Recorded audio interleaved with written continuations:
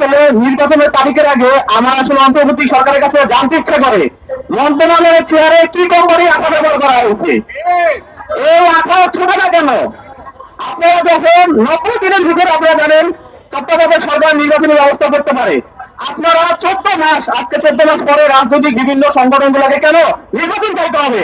রাস্তায় কেন তারা নামে দেওয়ার প্রশ্ন?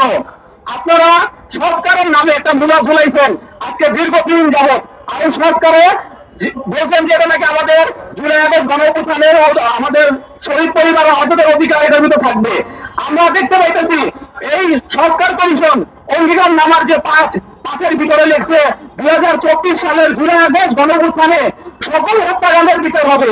আপনি এই কমিশনকে বলতে চাই সকল হত্যাকাণ্ডের বিচার মানে আপনি কি বলতে চাইতেছেন? 5ই আগস্টে যে পরাজয় শক্তি যে হত্যাকাণ্ডের শিকার হয়েছে, 5 থেকে 6 আগস্ট যে হত্যাকাণ্ডের শিকার হয়েছে ওইটা, না জুলাই আগস্টের যে হত্যাকাণ্ড হয়েছে ওইটা?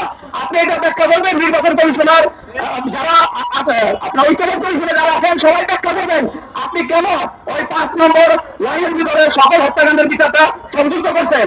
আর আমি এখনো হুঁশিয়ারি করে দিতে চাই, আপনারা ওই হাসিনা বেড়ে উঠেন না। আপনারা যখন শপথ গ্রহণ করছেন তার কিছুক্ষণ পরেই অন্তত প্রথম ক্যাবিনেট মিটিং এ আপনাদের সিদ্ধান্ত নেওয়া উচিত ছিল কবে নির্বাচন হবে, কতদিনের ভিতরে আপনার সংস্কার হবে। এগুলা আমাদের জাতির কাছে স্পষ্ট করা দরকার ছিল। আমাদের রাজনৈতিক দলগুলো বারবার কেন হয়ে যাচ্ছে এটা বলতে হবে। আমি এখন বলতে চাই আপনারা অন্তত আগামী 1 সপ্তাহের ভিতরে বলবেন আগামী ফেব্রুয়ারির কত তারিখে নির্বাচন হবে। আমি অন্তত আশা করতে চাই। আপনাদেরকে সময় দেবে না। আপনাদের চরিত্র আমাদের জানা হয়ে গেছে। সেফ এক্সিটে কে কে যেতে চান এই নামগুলো আমাদের কাছে এসে বসছে। আপনারা সাবধান হয়ে যান। হাসিনা সেফ এক্সিট দিতে দেখে আপনারা সেফ এক্সিট দিতে পারবেন না। এই হাসিনার বাড়ির ভিতরে কি হয়েছিল, তার জামা কাপড়ের কি অবস্থা হয়েছে, আপনার অবস্থা হয়েছে একই রকম হবে। এই অবস্থাটা আমরা না করি, আপনারা সাবধান হয়ে যান। ফেব্রুয়ারির ভিতরে কত তারিখে নির্বাচন দিবেন আগামী 1 সপ্তাহের ভিতরে জানাবেন। আমরা পরে আমরা কেবল রাজপথে নামছি, আমরা এই কারণেই নামছি বাংলাদেশের মানুষের যে ভোটের আকাঙ্ক্ষা, যে ভোট দেওয়ার আশা, সেই ভোটকে বিতর্কিত করার জন্য এবং জাতীয় নির্বাচনকে বানচাল করার জন্য কিছু উপদেষ্টারা মরিয়া হয়ে উঠেছে। এই উপদেষ্টাদের গোপন সব খবর আমাদের কাছে আছে।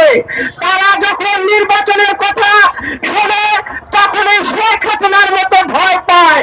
আজকে জাতীয় নির্বাচনকে নিয়ে তারা কাল ক্ষেপণ করার চেষ্টা করছে। আমরা তাদেরকে বলতে চাই বাংলাদেশের মানুষের রক্তের উপর দাঁড়িয়ে যারা ক্ষমতায় আছে তারা যদি জনগণের সঙ্গে প্রতারণা করে, গত 17 বছরে শেখ হাসিনা বাংলাদেশের মানুষের সাথে প্রতারণা করে গণভবনের যে অবস্থা হয়েছে এই সকল উপদেষ্টাদের অবস্থা সেরকমই হবে। শেখ হাসিনা তো দাদাবাবুর কাছে আশ্রয় নিয়েছেন। অন্তর্বর্তী সরকারের অনেক উপদেষ্টারা দাদাবাবু বলে আমার নামা বললেন, কোথাও যাওয়ার সুযোগ হবে না। এদেশের জনগণ প্রতিটি সীমান্ত, প্রতিটি বিমানবন্দরে পাহারা দেবে। ওদের লুটপাট আমরা জনগণের সামনে তুলে ধরবো। আমরা যে কথা বলে শেষ করতে চাই, যদি আগামী ফেব্রুয়ারির যে নির্বাচনের তারিখ যদি ঘোষণা না দেওয়া হয়, জাতীয় নাগরিক জোটের পক্ষ থেকে আমরা সারা বাংলাদেশের মানুষকে